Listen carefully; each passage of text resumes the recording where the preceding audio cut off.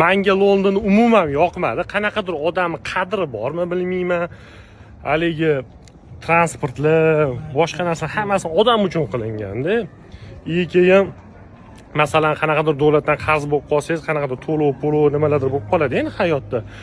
Agar to'lay olmasangiz, qanaqadir o'tlik ariza yozsangiz, asosiy qismini to'lab berar ekan. Shu ham insofdanmi? Qani miyib, qani o'ti jarima, qani olib tiqmaydimi 15 sutkaga hayron qolib ketasiz-da. Undan tashqari keyin masalan nalogni paqlatib oylikdan olib qo'yavermas ekan. Ol hamma rasxodingizni hisoblab berar ekansiz. Uyimga muncha ketdi, menga muncha ketdi derkansiz, oxir ortib qolgan daromadingizdan nalog to'layotgansiz.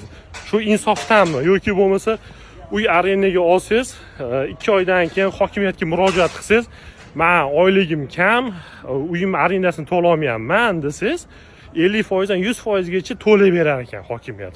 Shu ham insofdanmi? Qani bu tanaqa ish menga umuman yoqmadi bor bu London. Bir g'alati bor. Tushunmadim.